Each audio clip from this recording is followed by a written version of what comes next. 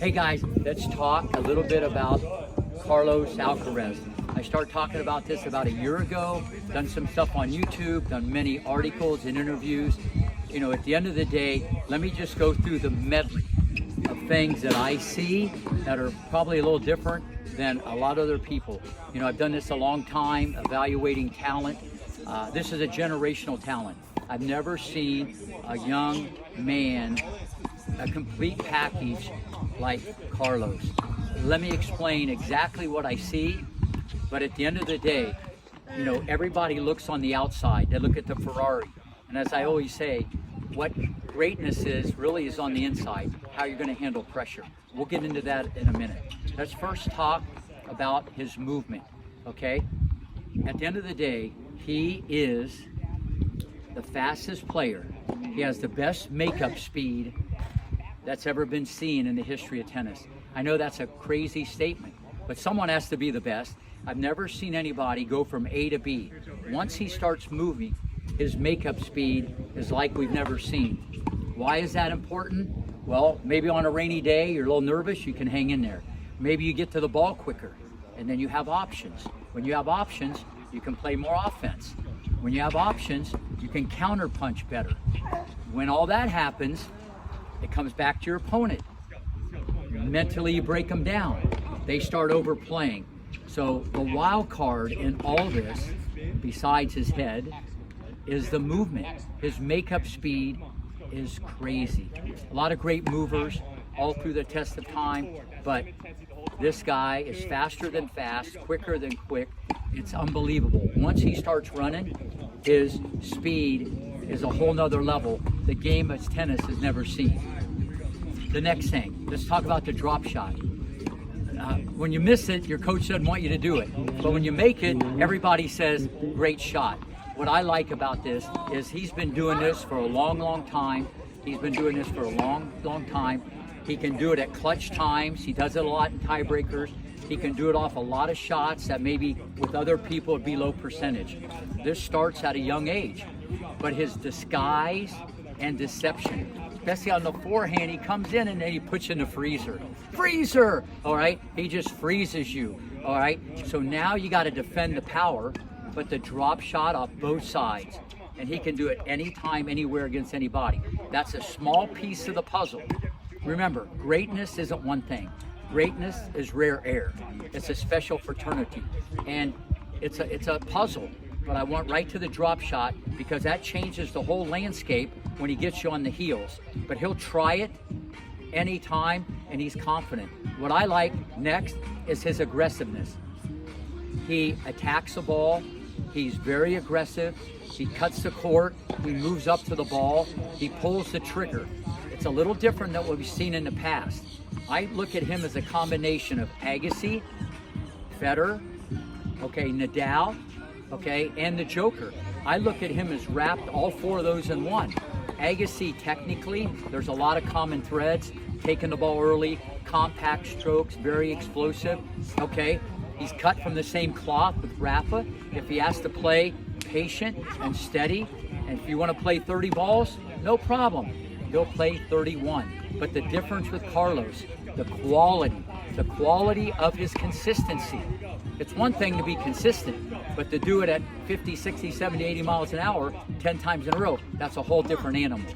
So everybody has to understand what we're looking at here, what we're looking at. And I wouldn't go so over the top if this guy didn't check every single box. Okay, technically or biomechanically, the forehand. I love the take back, the elbow position. He goes to the outside. He taps the dog, even though the dog is from Spain. It doesn't matter where the dog's from, anywhere in the world. He taps the dog to the outside, the pull, the flip. It all happens on the right side of his body.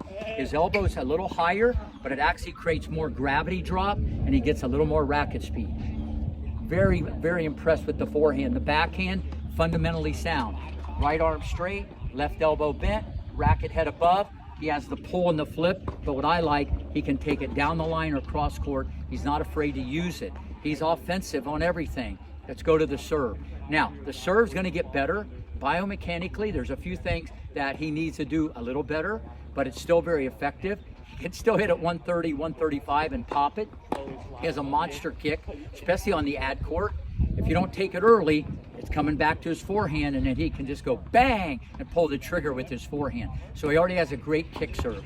So at the end of the day, there's no real flaws in his game. Now, let's go with the magician, okay, or the soft hands. His hands are like cotton. That's another thing. He has this raw power, but his hands are like cotton. He can chip it, he can dip it, he can flip it, he can rip it. His hands are very, very soft, all right? So what's that mean? When he volleys, he can absorb power. He can absorb power.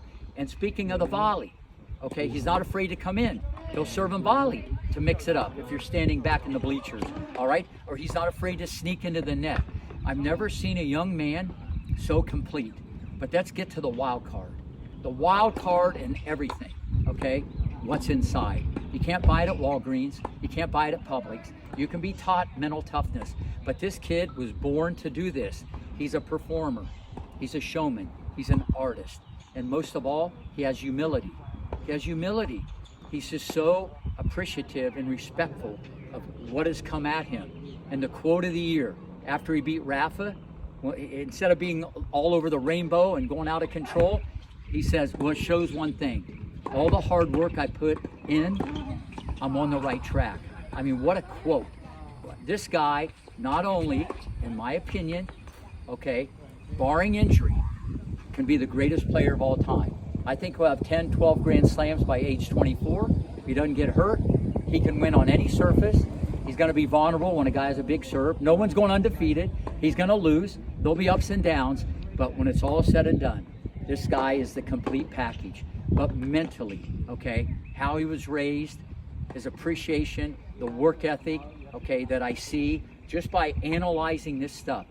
Because when it's all said and done, I've evaluated talent, not just in tennis, but football, baseball, basketball, hockey. I have a very good feel for this. With guys, it's trickier because there's more physicality.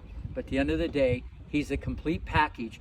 And I'm going to go as far as I think he's going to change the whole landscape and change a lot how tennis is going to be taught.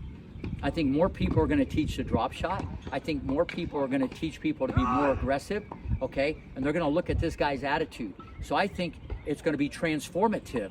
His game is going to take things to a whole nother level. It's a whole different style where you got patience, but you got firepower, okay?